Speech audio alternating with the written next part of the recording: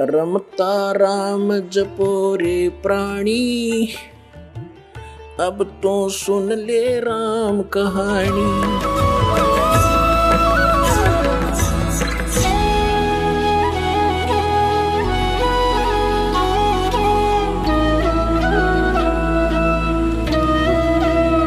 पुण्यात्माओं, वेद जो है भगवान की महिमा का एथेंटिक रिकॉर्ड है। उसमें परमात्मा की महिमा लिखी है और ये खुद मानते हैं कि जो वेद में लिखा है वो हमें स्वीकार्य है। वेद सत्य है। यदि वेद सत्य है तो फिर सत्यार्थ प्रकाश क्या है? ये तो झूठार्थ प्रकाश है। अब दिखाते हैं अपने वेद में क्या लिखा है। अब यजुर्वेद, इसका अनुवाद करता भी महर्षि सिद्धानंद है। देख कमाल की बात है। युद्ध भांग पिया करता तो नरी उतरने नहीं देता, ऐसा लगता है। इसकी जीवनी में लिखा है भांग पीता था, दिखाएंगे आपको कभी।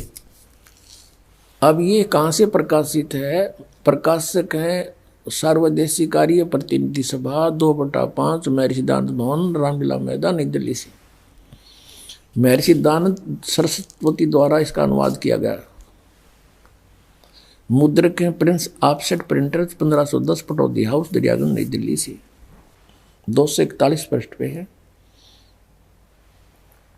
8वां अध्याय यजुर्वेद भाषा भाष्य। ये 13वां मंत्र है। 13वां। इसमें क्या लिखा है? देव कर्तस्य ऐनस्य अवजनम असि, मनुष्य कर्तस्य ऐनस्य अवजनमसि, पितर कर्तस्य ऐनस्य अवजनमसि, आत्म कर्तस्य ऐनस्य अवजनमसि, अन्नस्य अन्नस्य अवजनमसि। अब इसका अनुवाद यहाँ किया है इन्होंने 242 पृष्ठ पे। ये 241 पर हम पढ़ रहे थे। यहाँ देखो 242 पर। अब यहाँ इसका थोड़ी बहुत कोई उतर गई होगी, इसकी भांग है।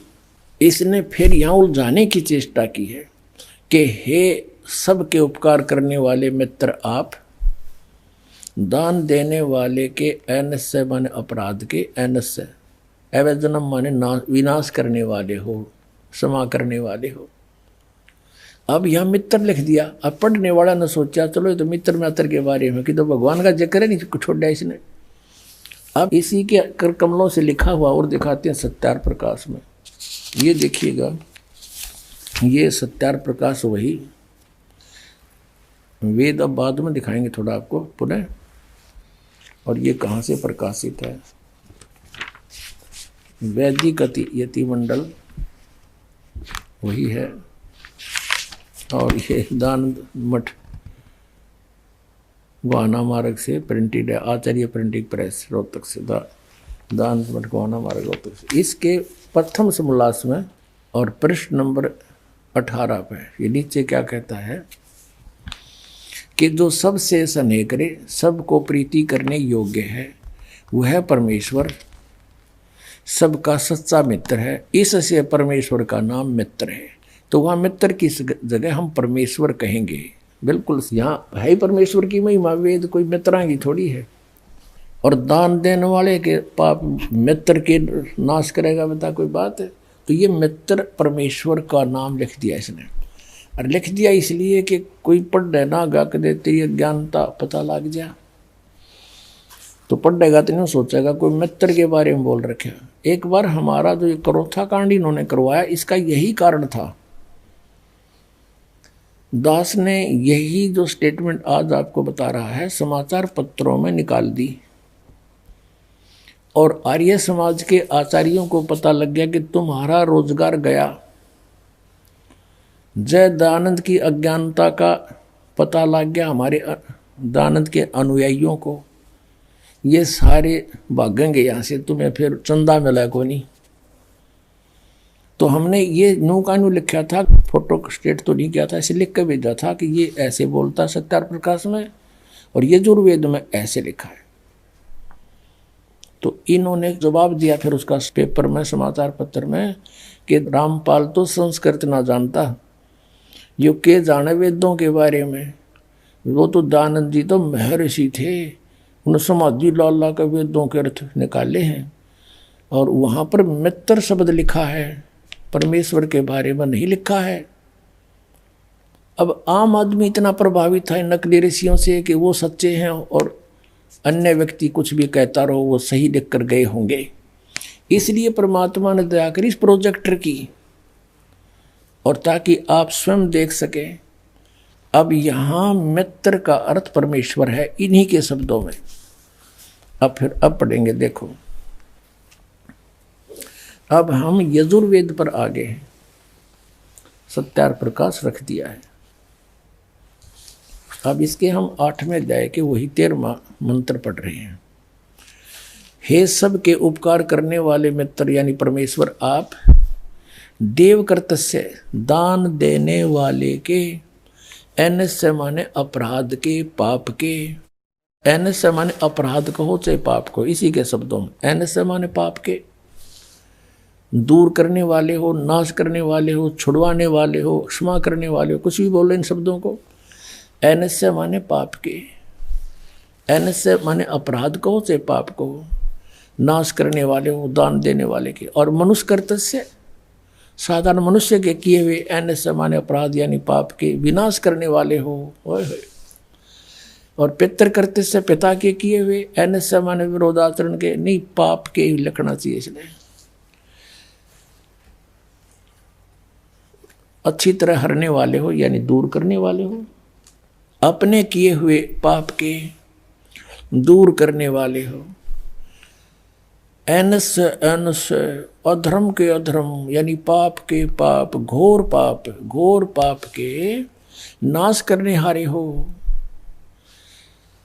विद्वान यानी जानता हुआ मैं जो कुछ भी अधर्म आचरण किया करता हूँ वह करूँ, अनजान में जो कुछ भी किया करता हूँ वह करूँ, उस सब एनस्य माने पाप के दूर करने वाले हो। युद्ध परमात्मा के तनु का है वेद ज्ञानदा था कि वो परम अक्षर ब्रह्म है, वो घोर पाप का भी नाश कर देता है, घोर पाप के, और जो कुछ भी करता हूँ या करूँ उसको भी पाप नाश कर देता है।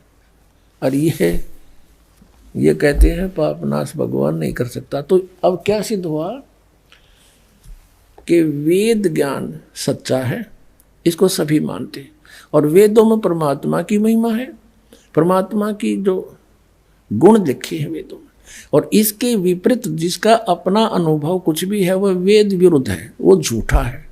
तो सत्यार्थ प्रकाश ये झूठार्थ प्रकाश सिद्ध हो गया, इति सिद्ध।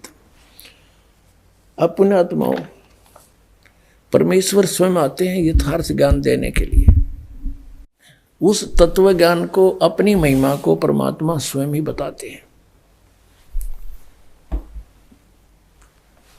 और इस काल भगवान ने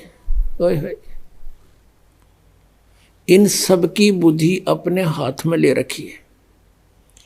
जैसे गीता जी अध्याय नंबर 7 के श्लोक नंबर 8, 9, 10 में कहता है ये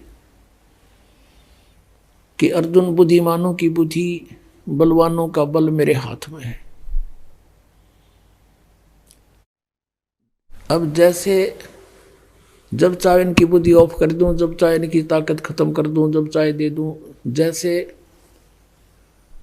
श्री रामचंद्र अर्थात विष्णु जी की पत्नी सीता जी का अपहरण हो गया था, उसमें बुद्धि ऑफ कर दी काल ने श्री रामचंद्र जी की। उसको ये नहीं पता मेरी पत्नी कौन उठा ले गया। और उधर से ऊपर से पार्वती और शिव देख रहे थे। शिव जी ने प्रणाम किया, रामचंद्र जी रो रहे थे, डकरा रहे थे, वृक्षों से लिपट रहे थे। तो पार्वती ने कहा कि आप किसको प्रणाम कर रहे हो? कि सामने भगवान विष्णु को प्रणाम कर रहा हूं। पार्वती जी ने देखा वो तो एक व्यक्ति है, रो रहा है। भगवान कभी रोते हैं? मैं नहीं मानती ये भगवान है, मैं परीक्षा लूंगी इसकी। अब कहने का भाव ये है कि वो कथा अधिक ना बढ़ाएं। पार्वती जी भगवान शिव जी से के समय तक बोली कि नहीं, सामने कहने लगी मैं नहीं परीक्षा लूंगी, लेकिन थोड़ा सा भी आंख में चुन्नी होती, वो सीता रूप बना के पहुंच गई, रामचंद्र जी के सामने खड़ी होगी। श्री रामचंद्र जी ने देखते ही बता दिया कि हे दक्ष पुत्री, यहाँ कैसे आई? भगवान शिव को कहाँ छोड़ आई? वो शर्मिंदा होगी कि हो सचमुच आप तो भगवान हो, आपने मुझे पहचान लिया। अब वहाँ उसने रिमोट ऑन कर दी उसकी बुद्धि काल ने, वहाँ तो उसको तो पहचान लिया कि तू सीता नहीं पार्वती है। और अपनी पत्नी का पता नहीं उसने कौन उठा ले गया। फिर उसकी खोज करी, जैसे किसी की गाय गुम हो जा, कोई इधर जा रहा है कोई उधर जा रहा है, फिर किसी ने बता दी राउंड उठा ले गया, जब जाकर वहाँ ढूंढी। जैसे अर्जुन जब श्री कृष्ण जी के पैर में विषाक्त तीर मार दिया, श्री कृष्ण जी अंतिम सांस गिने थे और पूरा यादवकुल आपस में लड़कर मर गया दुर्वासा जी के श्रापवश। श्री कृष्ण जी दुर्वासा के श्राप का भी नाश नहीं कर सका।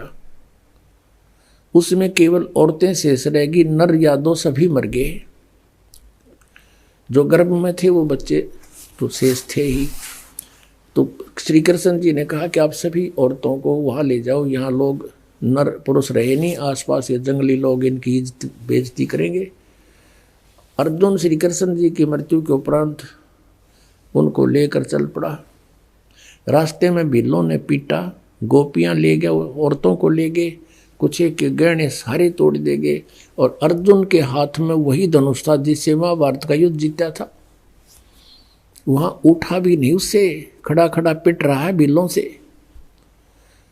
तब अर्जुन रो रहा है कृष्ण को कि कृष्ण बड़ा छलिया था, पता नहीं कौन से जन्म का दुश्मन था, हमारे साथ इसने छल ही छल किया। मैं मना करूं था महाभारत में नहीं लड़ूंगा, मुझे लड़ा कर छोड़ा।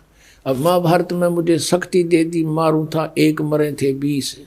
आज वही अर्जुन वही गांडीव धनुष, आज मैं कांप रहा हूं खड़ा खड़ा, मुझसे उठ नहीं रहा। अब परमात्मा कहते हैं तुमने मूल का पता नहीं, विघ्न की जड़ कौन है। श्री कृष्ण छलिया नहीं था, ये तो यू काल ब्रह्म, इसके हाथ में रिमोट है सबका। तो यहाँ परमात्मा कहते हैं ये जितने भी ऋषि महर्षि वर्तमान के मंडलेश्वर पाकरे और सतलोक की महिमा गावे, इनकी बुद्धि ऑफ कर रखी सबने काल भगवान ने।